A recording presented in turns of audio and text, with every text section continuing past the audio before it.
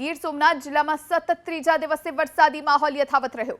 2 દિવસ સુપડા ધારે વરસાદ વરસ્યા બાદ આજે ત્રીજા દિવસે ધીમી ધારે વરસાદ શરૂ થયો છે। વેરાવળ બાયપાસ રોડ પર પાણીનો ભરાવો થયો। હાઈવે ઓથોરિટી તરફથી યોગ્ય નિકાલની વ્યવસ્થા ન કરવામાં આવતા દર વર્ષે વરસાદમાં હાઈવે પર પાણી ભરાઈ જાય છે। તો વેરાવળના ડાભોર રોડ પર પણ 8 ઇંચ વરસાદના પગલે પાણી ભરાયેલા છે। વરસાદી પાણી હજુ પણ ન ઓસરતા સ્થાનિકોને હાલાકી વેઠવાનો વારો આવ્યો છે।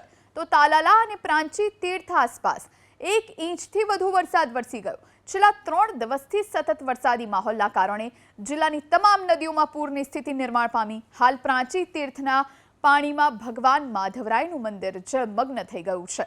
આ તરફ સૂત્રાપાડાના પ્રાંચી તીર્થ નજીકના કુંભારિયા ગામ જવાના રસ્તે એક વૃક્ષ અને વીજપોલ ધરાશયી થયા। વૃક્ષ પડતા કલાકો સુધી વાહન વ્યવહાર અટકી પડ્યો। આ તરફ સૂત્રાપાડાના 6 ઇંચ વરસાદના કારણે જળબંબાકારની સ્થિતિ નિર્માણ પામી। નીચાણવાળા વિસ્તારોના ખેતરો બેટમાં ફેરવાઈ ગયા। ખેડૂતોના ખેતરોના કૂવા પણ છલકાઈ ગયા। વેરાવળની શિક્ષક કોલોની વિસ્તારમાં ભારે વરસાદના કારણે વીજપોલ જમીનદોસ્ત થયો। વીજ વિભાગે હાલ વીજ પ્રવાહ બંધ કરી વીજપોલને પુનઃ સ્થાપવાની કામગીરી હાથ ધરી છે।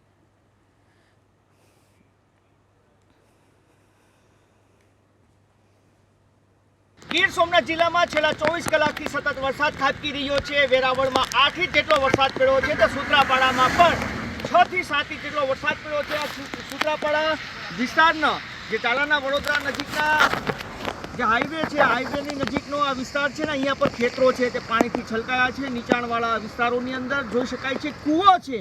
આ કૂવો આખો પાણીથી ભરાયો છે અને કૂવો છે તે પાણીની નીચે ગરકાવ થયો છે। જોઈ શકાય છે ખેડૂતના જે વાડીના કૂવા છે આ વિસ્તારમાં, આ જે વિસ્તાર છે તે રોડની હાઈટથી નીચો છે, જેના કારણે અહીંયા પર ભારે જ્યારે વરસાદ પડે છે ત્યારે આ પ્રકારની પરિસ્થિતિ છે તે દર વર્ષ જોવા મળતી હોય છે। આ વિસ્તારના ખેડૂતો છે, આ વિસ્તાર દરિયાકાંઠા નજીકનો વિસ્તાર છે અને આ વિસ્તારના ખેડૂતો છે તેના કૂવા છે તે અત્યારે કૂવાની ઉપરથી વરસાદી પાણી છે તે વહી રહ્યા છે।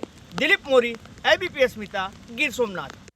તો આપ આ દ્રશ્યો જોઈ આ કોઈ નદી વહેતી હોય એવા દ્રશ્યોનું સર્જન થયું છે, કારણ કે અવિરત વરસાદ વરસ્યો છે સૂત્રાપાડામાં।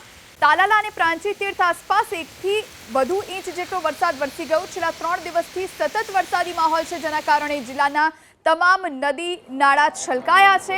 પૂરની સ્થિતિનું નિર્માણ થયું છે। પ્રાંચી તીર્થના પાણીમાં ભગવાન માધવરાયનું મંદિર જળમગ્ન થઈ ગયું છે। આ તરફ સૂત્રાપાડાના પ્રાંચી તીર્થ નજીકના કુંભારિયા ગામ જવાના રસ્તે એક વૃક્ષ અને વીજપોલ પણ ધરાશયી થયા। આપ દ્રશ્યો જુઓ, આ સુંદર દ્રશ્યો લાગે છે, પરંતુ અત્યારની જે સ્થિતિ છે લોકો માટે ત્રસ્ત બનવાની સ્થિતિ સર્જાઈ છે, કારણ કે રસ્તા પર પાણી ભરાય છે, જેના કારણે વાહન વ્યવહાર ખોરવાયો છે। લોકો ઘરની બહાર નથી નીકળી શકતા। નીચાણવાળા વિસ્તારમાં લોકોના ઘરોમાં પાણી ઘૂસી ગયા છે।